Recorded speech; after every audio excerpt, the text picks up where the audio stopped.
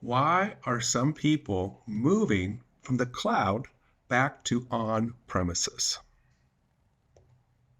You may have seen some of the headlines, some of the articles popping out. Big cloud exit, cloud backlash, bringing cloud back on premises, improving security, reducing costs. And there's been a lot of news about it. But we really want to understand the driving reason. Why is this actually happening?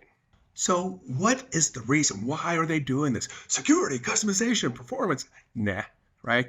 It could look very complex and people give lots of different reasons, but it might just be a tiny bit simpler than that.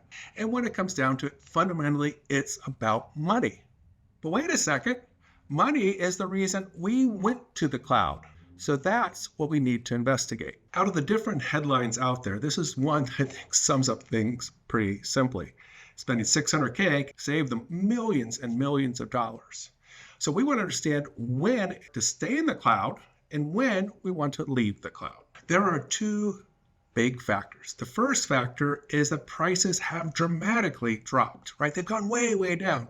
Look back in 2014, $3,600 would get me a benchmark around 11,000. Today, $350 gives me one at 40,000. I mean, 1/10 the cost, 4 times as powerful.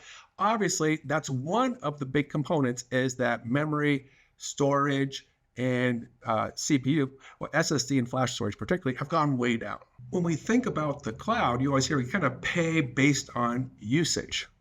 And that's the idea, and it's true if you're using cloud services. However, many of us have done the classic lift and shift, right? We have a bunch of applications running as virtual machines in VMware on premise, and we move them into AWS or whatever cloud provider. Or if I say, hey, I want 4 CPUs and 128 gigs of RAM, I'm paying for that no matter how busy or lightly loaded it's being. What I mean, I'm going to pay the same on a busy Monday that I'm going to pay on a Sunday when they're not doing much at all, right? Because those resources are dedicated to me. I said, hey, I want these resources, and whether I'm using them or not, I'm paying for them. This is the type of application. These are the type of things that are starting to make sense to bring them back on premises. Well, you're paying a flat fee. Now, what type of application makes sense to leave in the cloud?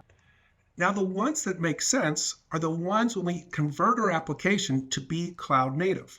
So you can imagine, I have a Microsoft SQL database or Oracle database running in a big virtual machine. Well, if I go ahead and I take that big virtual machine and I put it in the cloud, I'm paying for that big virtual machine.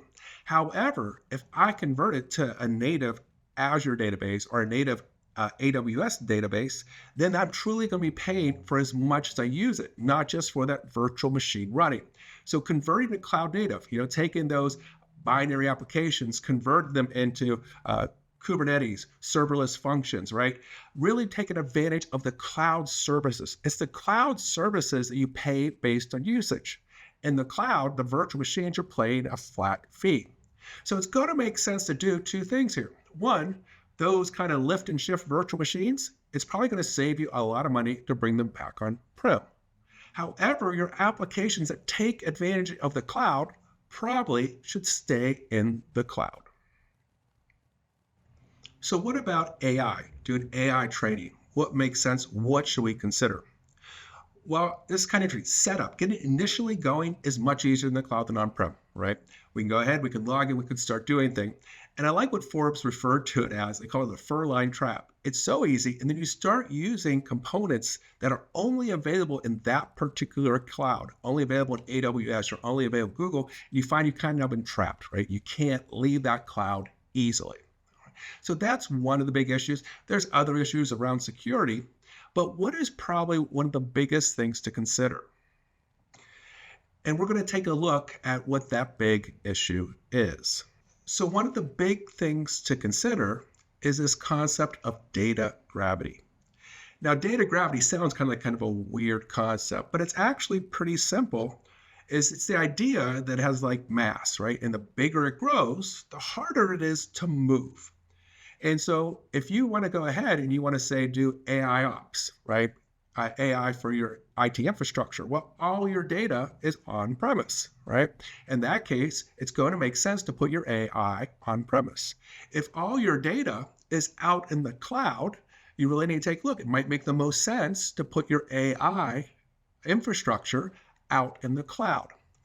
If you have your databases on-prem, Oracle, SQL, Mongo, whatever database on-prem, or your data is generated on-prem, then we look at doing an AI first on-premise. It's not the only factor. So we talked about why some companies are moving from the cloud to on-prem. And we saw the big factor was cost, especially for lift and shift. Those virtual machines that you simply put out into the cloud might be time for them to come back home. And then we looked at AI. We said with AI, one of the biggest things we want to consider beyond security and some of that is data. Where is the data located? If it's on-prem, obviously you want to do your AI on-prem. If it's in the cloud, you might want to do it in the cloud, depending on how much it costs to move that data around in the cloud.